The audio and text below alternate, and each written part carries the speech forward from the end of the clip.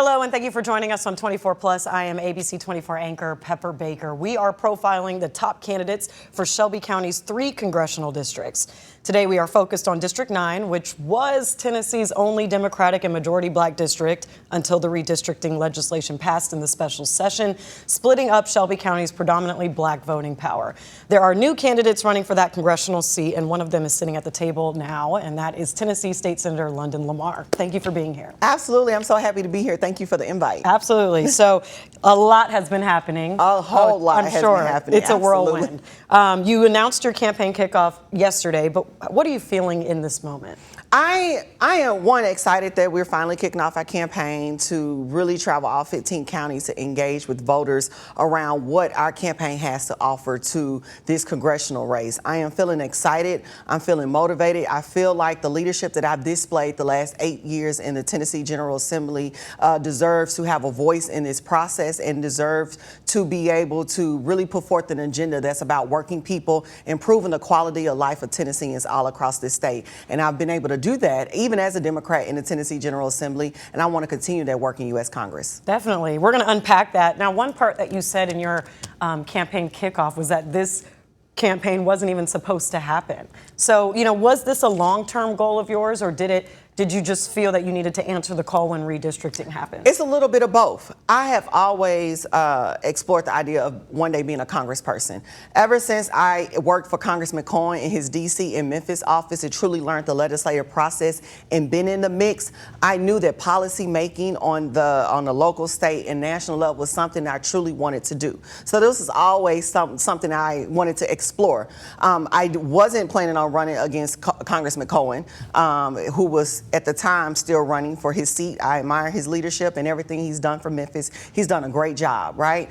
But when they decided to redistrict and I found out that Congressman was not running, I decided to answer the call and step into the race and and really be a candidate that is going to remind Tennesseans what's important. Right now, we are so focused on these hyper-partisan issues that are continuing to divide the nation. I want to be someone that unifies our nation, starting with the 9th Congressional District in Tennessee. The 9th Congressional District starts in my Senate district in the Shelby part. So almost all of my Senate district is in the Shelby part of the new 9th Congressional, and then extends out to rural and suburban Tennessee areas. And when I think about what I've advocated for in the Tennessee General Assembly, which is healthcare, public education, affordability, opportunities to allow all classes of people to move forward, I think that is what's missing in Washington, D.C. is someone who's grounded in people and improving their quality of life, not focus on dividing our country. We're divided enough. It's time that we unify.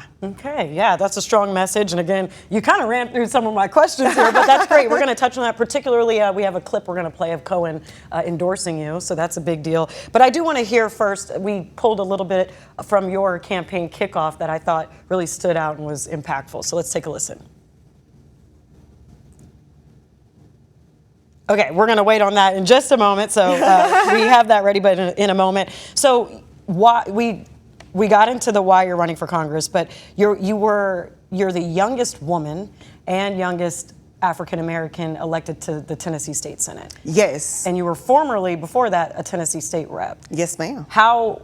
And you touched on it, but how is that experience going to help you as a congresswoman? Well, I think that I have experiences working in both chambers, right? The House of Representatives has 99 members, right? So I've had experience having to get the approval or the support of 98 different members when I was in the State House, proving that I know how to work with people, build relationships, negotiate, and get people on the same page. Ideally, in the Senate as well, I have to get the support of 32 other senators who represent even larger districts to get them on board with the agenda that I'm pushing forth. So what that has required of me is figuring out what are the things that we can work together on. So I've been really the face of maternal health legislation and healthcare legislation in our state. Hospitals across this state, and especially in the rural areas, are closing by the minute. We will have one of the largest hospital closures in the nation. And I've been someone who's been working with different organizations and stakeholders around how can we improve the healthcare outcomes of Tennesseans across this state? How can we provide more healthcare centers? How can we improve maternal health in a pro-life state where we have the #1 maternal mortality rate in the country? Every woman and every family deserves to have dignity in the birthing process and to be able to access healthcare resources. And so that is just an example of what it's like to put someone like myself in a legislative body. That is someone who can find commonality. That is someone who can really attack the issues that mean the most to Tennesseans. And that is someone who knows how to negotiate and work across the aisle when necessary. And those are the qualities that we need in a congressperson who is not going up there to push their own individual agenda per se, right? But there's also, you have to work with 400 other legislators and 400 plus Congress people from across the country and have to pass your legislation in the Senate. So having the experience of being in both chambers and being able to push legislation in both chambers and be signed by the governor is a testament that even when the odds are stacked against me as a black woman, as a Democrat, as a woman, as a young person, I still can get things done. And that's what we deserve in Congress. And what is the strategy behind that, especially when you are the minority party in a supermajority Republican legislature? How have you been able to appeal across the aisle to Republicans? Well, first and foremost, I want Tennesseans to see that I'm just like you, right? I come from humble beginnings. I know what it's like to sit at a kitchen table and struggle, figure out how to pay your bills. I've been without health care before, but I was sick. So I am bringing my lived experiences to the work and also bringing those experiences aligned with many of the experiences of other Tennesseans who are represented by my colleagues. And I use data, I use research, and I use different stakeholders to align and join in on my advocacy and my efforts to put forth an agenda that they can get on board with. And so I've been able to build relationships, have conversations, produce the information, bring on people who they listen to get on board with my agenda, to put forth this legislation. Being a legislator is more than about just getting on the mic and standing in front of the TV and saying anybody can do that. Being a good legislator is figuring out an appropriate agenda that talks about the quality of life and the needs of everyday folks and implementing a strategy to actually make sure those issues reach the finish line. That is what I've done over the course of the 8 years while I've been in the legislature, and that is the type of legislator I would be if my community sends me to Congress. And give us a little civics lesson here, because sometimes I just like to break it down for people. So being a congresswoman, what exactly would you be trying to get back to Shelby County as far as, is it funding? What power would you hold that maybe you feel or might be limited as a state senator and a state rep?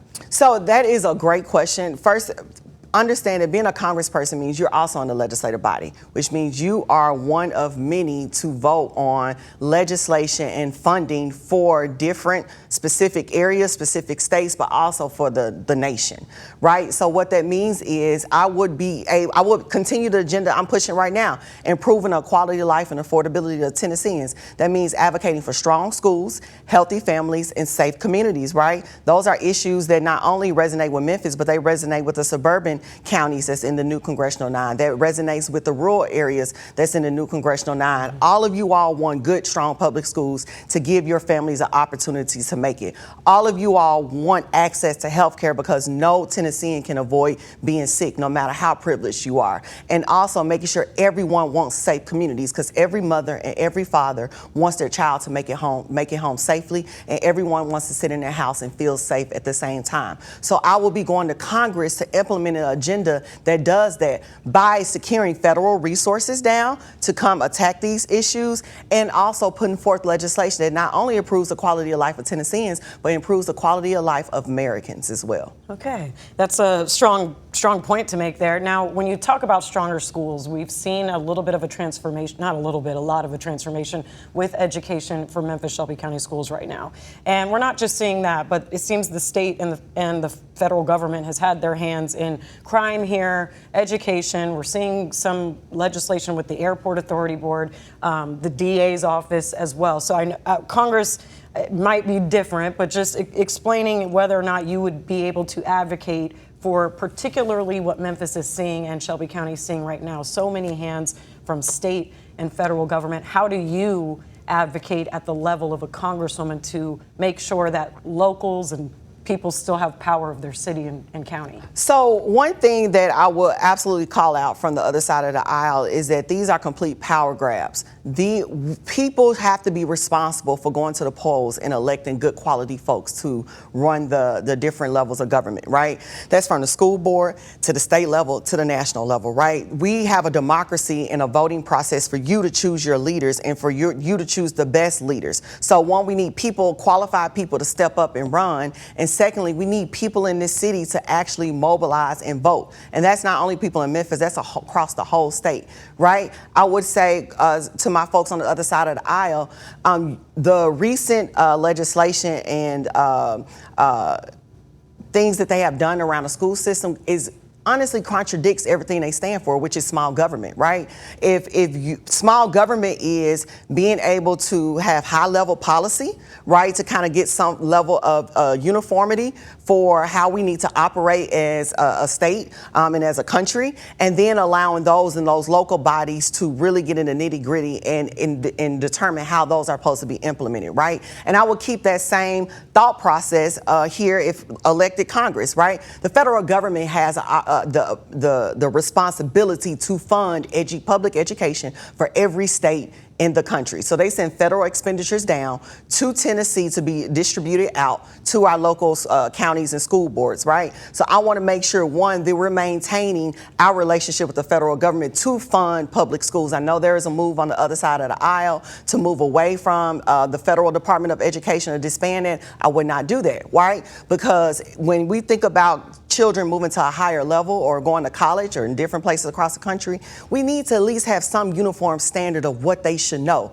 So no matter where they are in this country, and I hope our Tennesseans stay here, we know they have a certain level of education and understanding and knowledge that is consistent around the country and allows each student to be competitive no matter where they are, right? So we want to make sure that it's still there. And then I think that what we need to do in Tennessee is focusing on not only improving the quality of education by continuing to invest in that, but invest in the people who actually built these systems, improve teacher pay, right? We need to make sure classrooms have additional resources. We need to make sure our school systems across the state have more resources for wraparound services, because when a kid shows up to school hungry, they can't focus on their lesson. So there are a number of ways that we can continue maintaining local autonomy while also continuing our relationships with the federal government, the state government, and local entities. I know there was a move to create this new auxiliary board with the latest Shelby County school system. And I will say the appointees are highly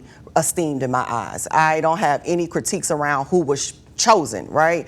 I do hope this is a learning lesson to constituents in our community that the state doesn't need to put in huge power grabs if we do what we're supposed to do on the front end and go out to the polls and elect qualified people to the school board. Okay, one more point on the education, since we're talking about the oversight board. So the people that have been chosen so far, which a lot of people that we talked to thought that because it was Governor Bill Lee and Lieutenant Governor Randy McNally and Cameron Sexton choosing them, that they would be, Republican. We've had commentary on that, and maybe people who had an agenda. But from who you're seeing getting picked, could this possibly be a move in the right direction for MSCS?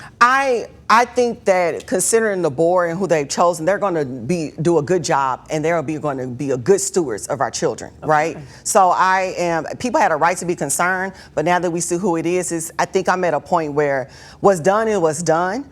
And now this is where we are here. And I think these folks will do a good job. I think they will have good relationships with our local school board members. And hopefully we can go down an agenda that aligns and that focuses on children first and improving the education system. And so I am optimistic. And I'll be having conversations with our new auxiliary board alongside having conversations with our local school board members around what that looks like, but also what can I do as your future Congresswoman to support you in the efforts to improve schools, our school district, as well as the school districts across the state, because Memphis and Shelby County Schools was not the lowest performing school district in the state of Tennessee. So, let's see what happens with this, because I don't want this to just be a model that is just basically targeting Memphis. If this is a model that you says works, okay, well then let's also, think about what other counties are going to be able to receive this same level of attention like Memphis has, so that we can grow a fully educated state together and everyone is treated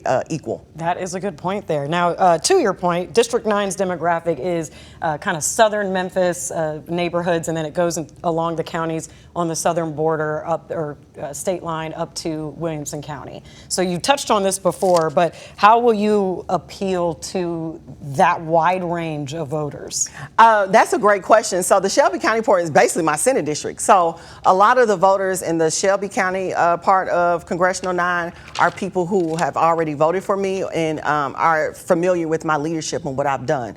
I plan to connect with all of the people in the 15 counties around the state around my platform of affordability and improving the quality of life. And so I want to educate them on what I've done in the last 8 years in the legislature around healthcare, around safe communities on the Senate Judiciary Committee, around how I'm a good steward of our money as a member of the Finance, Ways and Means Committee, and how I'm a good leader in the different leadership roles that I have held in the Tennessee General Assembly. And I want people to know that despite what you see right here, people, some young, African American, Democrat, but this campaign is not about being Democrat or Republican or black or white or rural or urban. This is a community, people-focused agenda that is about commonality, unifying us around the issues that are going to improve your quality of life, improving healthcare access, bringing more money down for healthcare access, letting our farmers know that you're in the rural areas and we want to help you farm and protect your land and send down federal resources, because that is important for you in the rural area, but it's important for us in the urban area because we're dependent on your farms to provide food for us in our grocery stores that sit right here in our community. And so I'm going to find out how are we one Tennessee together, because I have to do this for our families and for our future. As much as the state may feel divided, there are always issues where everybody, wants lower grocery prices or lower gas. There's always a commonality. I think people are also tired of the fighting as well, because no matter where you are on the state, you're getting more broke. Gas is getting higher. Your healthcare centers are closing. Your public schools could have used more money, but $150 million was given to private schools instead. All of us are seeing that this hyper-partisan politicking on both sides of the aisle is not improving their day-to-day. And I want to show that I am someone that is grounded in waking up every day thinking about the struggles of everyday Tennesseans, the struggles that I experience right now sitting at this table, and that you're going to have someone who is focused on that. I don't want to be a congresswoman that is buying into the division of our state. I want to see Tennessee grow and be a leader of this region. We are in the South. We touch 8 states in this region. We can be someone that other states can look up to around how can we get things done and how can we improve the statistics. How can Tennessee go from the bottom of the nation in all the indicators of a quality of life to the top of the list. And we can be an example, but that starts with the leaders that you choose, and I want people to start with me. That's convincing there. Okay, Democrats voters in this District 9. There's a lot of conversation about whether or not Democrats can flip these new congressional seats, especially 5, 8, and 9 that now Shelby County is a part of. So you'll be campaigning hard for these next 2 months, I assume, making your rounds. But talking to Democratic voters, do they actually have a chance to flip? Or I wouldn't even say flip, because District 9 was already technically Democratic. But with this new, do they have a chance to keep District 9 Democratic? I think so. I think first and foremost, we're not a red state. We're a state where people feel discouraged and they don't feel the need to turn out to vote. So I think if we look at the numbers of turnout across the state of Tennessee, they're not great, right? We're at the bottom of the nation in voter turnout. So we can say that I don't think Tennessee is a red state. I think Tennessee is a state that's not motivating people to go to the polls and choose the representation. And I think if people were to feel that they are seen, right, that they feel that they have a leader who is speaking to their everyday issues, who they can connect with, it will motivate them to turn turn out to vote. There are promising numbers for this district. I think this district is more winnable than all the other 3 congressional districts that are divided Memphis, right? And I want to be a candidate that gives Democrats hope.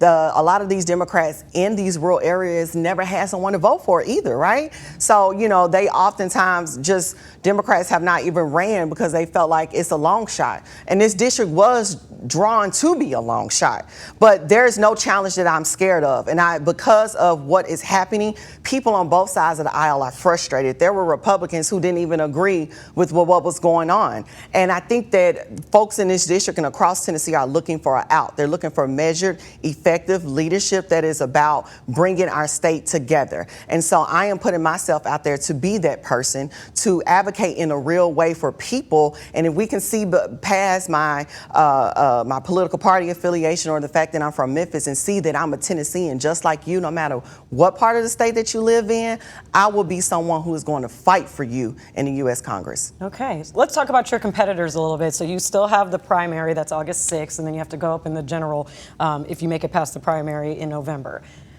A lot of people talking about the front 2 runners, or at least the ones that have a lot of name recognition, you and Justin J. Pearson, State Rep Justin J. Pearson. So, getting to the primary, what sets you apart from all the competitors on the Democratic side? Why are you the best Democrat to go up in the general in November?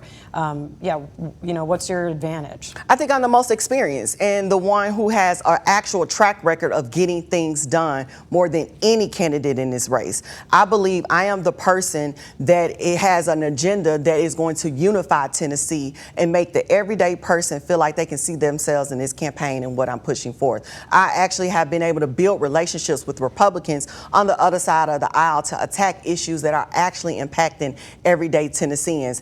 And despite me holding the line on when I should hold the line and hold people accountable when I must hold them accountable, I am someone they can trust to get things done. And I think that is very, very important. I have not played into this D.C. partisan politics that a lot of my opponents have played into. I have not limited my strategy to appeal to a national agenda that doesn't speak to the everyday Tennesseans in this state. And most importantly, I actually live in congressional District 9, it being my Senate district, and then the other parts that extend out. I'm actually a resident of this district. So I am running to actually represent the people that I'm representing now. And I think that actually sets me apart from my competitors. I am about people over performance. I'm about policy over politics. And I think in this time right now, that is what people need to see, and that is what people want. And that is why I'm running for Congress. Okay. I saw an argument on social media that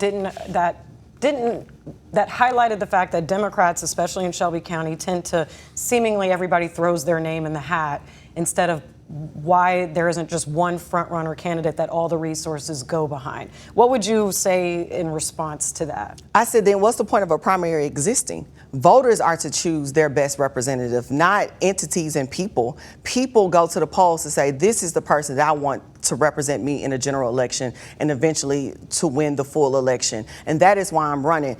There is a primary in pretty much every congressional district in the state, multiple people running of all different races, geographical areas, backgrounds, running in these primary races across the state. So I say it is on the voters to decide, and it's on you. If you feel passionate about a particular candidate, get involved in their campaign. But this is a primary race to pick the best Democrat that can take on the Republican. I believe I'm the best Democrat to take on the Republican, whoever makes it out the Republican primary, and that is what I am positioning myself to do, and that is what I'm going to communicate to the voters. No organization, no one person can decide. It is up to the voters to decide.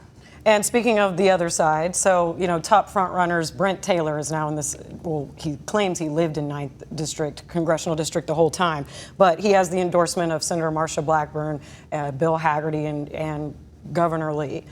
So, your strategy as far as going against a potential Brent Taylor, especially when it's been redrawn in the way that it is?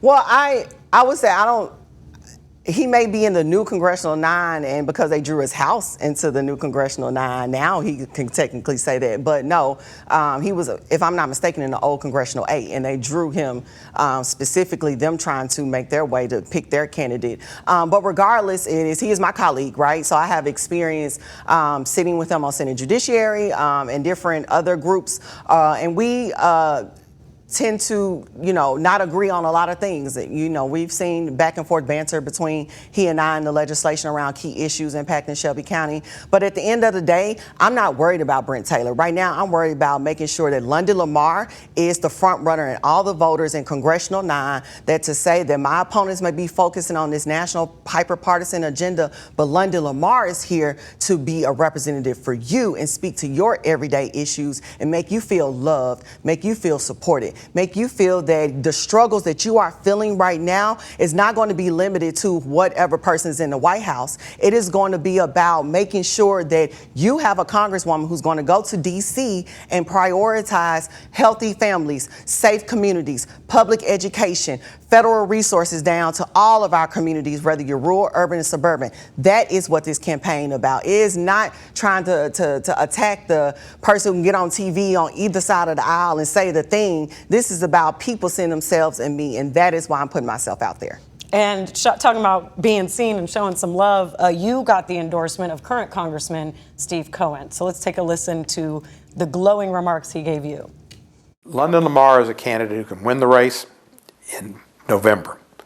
She's got the character, the discipline, the knowledge of the legislative process, and the work ethic to be successful.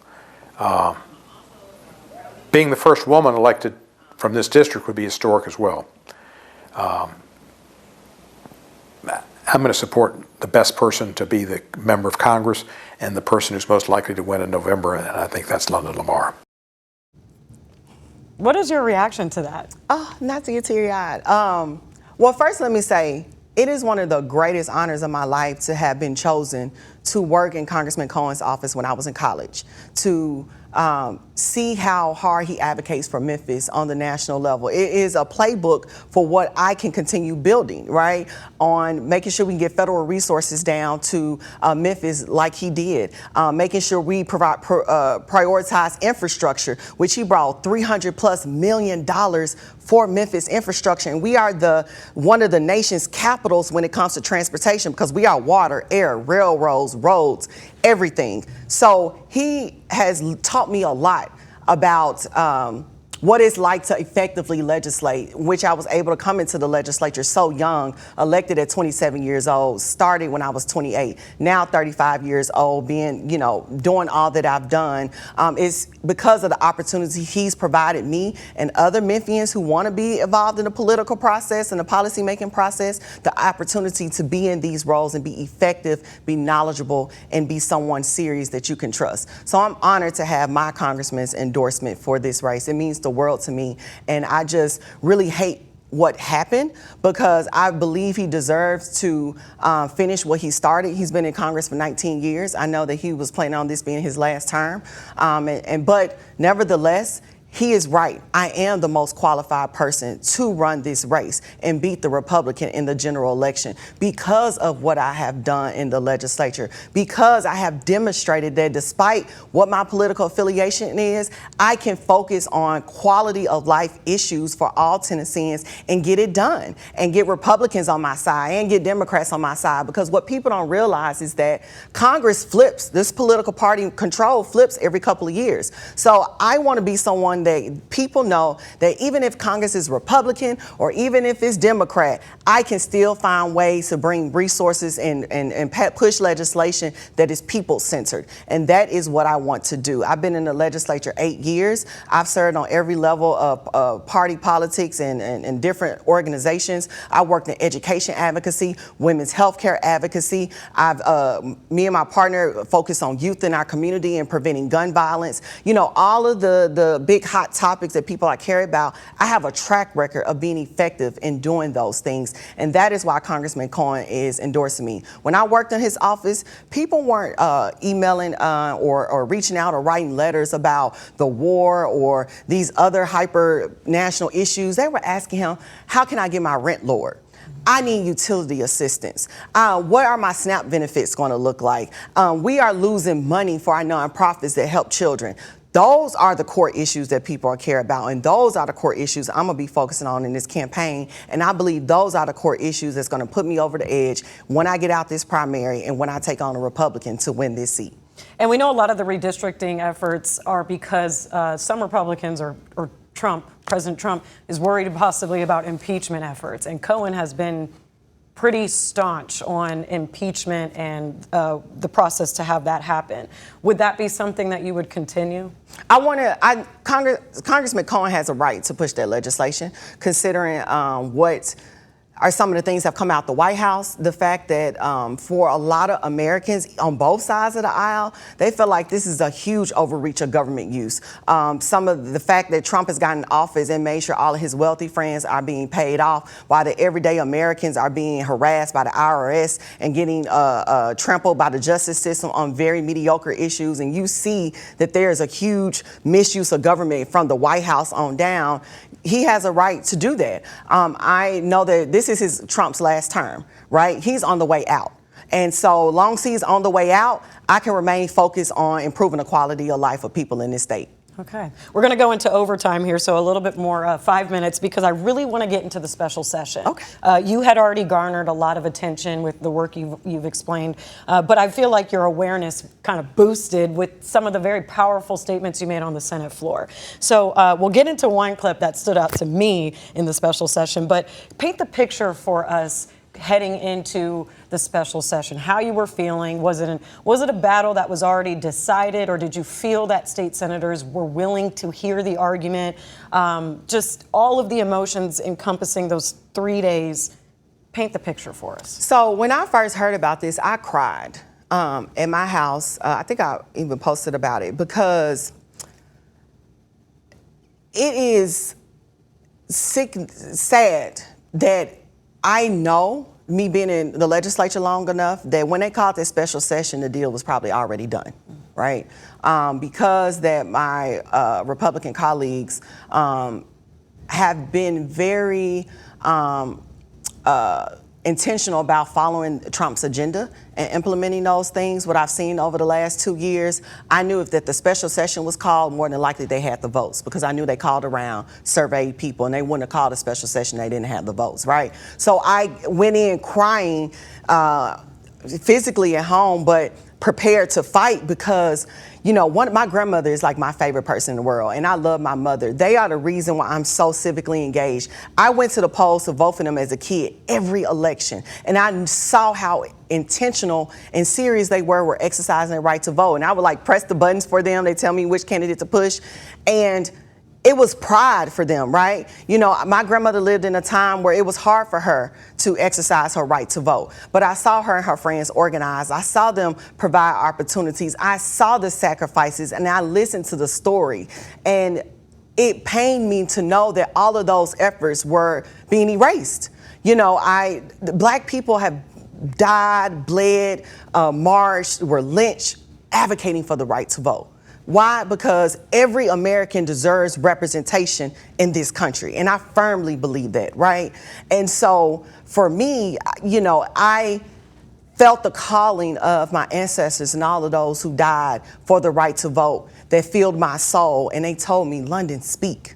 Speak from your heart. Speak about the struggles. Be intentional. You have nothing to lose. And I took that with immense pride. So when I showed up to special session, I was ready to speak. And that is what we did. And it wasn't about, I didn't anticipate any national attention, right? I was speaking to make sure that my community knew that I was speaking about how wrong this was. We can't, despite the new district, we can't not understand that this is breaking up a black city's vote, right? Memphis is the largest African-American city in the nation, period. And everybody knows Memphis is black. So when you intentionally slice up the city to dilute the black vote and stretch it out for what we think is to overpower their vote with a more rural white community, that is absolutely unfair, right? And that is not necessarily why I'm running, but let's talk about the facts. It did dilute the African-American vote, but it's beyond the African-American vote. Memphis has been a solid congressional district prior to Harold Ford Sr., Harold Ford Jr., other black congressmen who's representing the city. It's also cutting up a community of interest, right? Memphis is one of the largest, if the second largest tax base in this state now, right? Besides Nashville. So I think and being a transportation capital of the nation as well, I think it's important that we have a congressperson from the Memphis area because of its value to the nation and its state. You need to have someone that can articulate those facts. And people are also not aware of what are other duties of a congressperson. If you're trying to go out this country and get a passport and that's delayed, you need to call your congressperson. If something happens to you, you got to call your congressperson. When you need budgetary expenditures for your city or your community, you got to call your congressperson. So to think that the second largest city in Tennessee and the blackest city in America would not have someone who's dedicated to their interests is concerning. But regardless, now that we are here, I am running for Congress because I want Memphis, rural Tennessee, and suburban Tennessee, from Williamson County to Moore County to Hardeman to Fayette to Shelby to all those in this district to know I am not here to just represent Memphis. I am still here to represent all of you because the interests of Memphis are your interests. The desire to improve public education is also your interest. The desire to have better quality health care is also your interest. And the desire to have safer communities is also your interest. So I want Memphis to know you can have someone homegrown in that position, but I want the whole Tennessee 9th Congressional District, no matter where you lie, know that you're going to have a fighter that's going to improve your quality of life and is going to advocate for you. I don't care how big the district is. I plan to travel all 15 counties in this district. I plan to go to every farm, to every community, every church, every district, every county to advocate for you and put forth an agenda that is about improving quality of life for everyday Tennesseans. One way you illustrated the point of dilution of black voting power was this exchange with State Senator John Stevens, and we should just listen to it and let it tell itself. To the sponsor, are you aware that Memphis is predominantly African American? I am not. So to my sponsor, who went to law school at the University of Memphis and lived there for 3 years, you're telling me you're not aware that Memphis is predominantly African American. Am I correct? Senator Lamar, he's answered that. Next question, please. Is the sponsor aware that Shelby County is predominantly African American? Senator Stevens. Thank you, Mr. Speaker. I'm not aware. Senator Lamar. Are you aware that Tennessee's 9th Congressional District is the only majority African American congressional district in this state? No, I have no knowledge of that. So when you were drawing the lines, were you unaware or aware that you were slicing African American voters in Memphis, Tennessee into 3 parts? Senator Stevens. Thank you, Mr. Speaker. This proposed map divides Shelby County into 3 districts. It maximizes the Republican chances of carrying all 3 districts. So, looking back on that now, what exactly was your goal in that questioning? What were you trying to expose? So let me first start off saying I sit with Senator Stevens on the Senate Judiciary Committee, and I already knew ahead of time he's a brilliant lawyer. He's one of the smartest people in the legislature. Like, I give credit where credit is due. So I knew I had to be on my P's and Q's that day, knowing that he was championing this legislation, right? So I want my constituents to know I did my due diligence. I reached out to some of the best attorneys around redistricting, voting legislation to make sure I was prepared for that moment, in addition to doing my own research. But I think what we do know is that this was going to get challenged in court, right? And the Republicans knew that they could actually admit on the record that they did it to dilute the black voting power, right? So they essentially had to lie, because there is not one person in this state or this nation that doesn't know Memphis is predominantly black. Like, this is where Martin Luther King died. Like, you know, the legacy of the civil rights movement in Memphis, like, everybody knows Memphis is African American. And for you to have actually went to law school here and lived in this city, to me, it was a blatant lie on the record. But of course, they didn't want to admit it, but for their advantage in court. So the goal was to try to make sure to get them to tell the truth on the record. And even if they didn't tell the truth, Americans saw the lie, right? And I think that despite him not admitting it, that America saw how disingenuous this process was to cut up the vote in Shelby County and to dilute the African American vote in this city. And so that was the point of questioning, because he did. I think that, again, the African Americans through Reconstruction, the Civil Rights Movement up until today, died, bled. They just so much sacrifices in history around just having representation. And it is not about black people putting a black person in office, because Black Memphis has elected Congressman Cohen for the last 19 years. So it's not that black people are going to vote for somebody because they're going to be black. They're voting for someone who can advocate for their issues effectively. And that is what that's about, that African Americans have the right to choose their representative. And we don't always choose somebody because they're black. We choose them because they are good and they are effective. And that is why I'm running for Congress, is because I want to be someone that people choose because of what I'm going to advocate for and what I'm going to advance. So I think I think it was disingenuous, their efforts to do that, but they caused this moment for me to be sitting here at this table now running for Congress. And even though that's something that's always been a long-term goal, when you have to meet the moment, it's time to meet the moment. And I want my constituents to know in Memphis and across this state that I will always meet the moment. All right. I feel like I could sit here and talk to you for the rest of the day, but in the interest of time, I just want to ask this last question about any voters in Congressional District 9, anything you want them to know about what they should do between now and August 6th. Absolutely. So all of those who are watching, my name is Senator Lundy Lamar. I'm running to be your next Congresswoman for Tennessee's 9th Congressional District.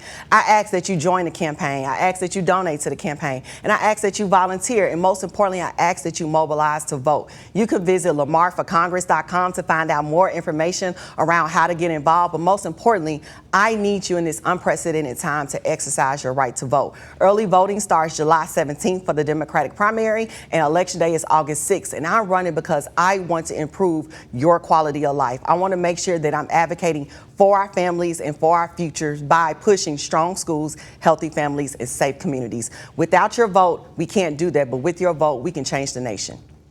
Well, you make a good case, definitely, and thank you for the time. I know the next 2 months are going to be, and beyond, will be extremely hectic for you, so getting you in the time we could, I just appreciate you making a spot for us. So thank you for being here. Thank you. Thank you for watching. Be sure to stick with ABC 24 for all of the congressional coverage and political coverage, but thank you for watching.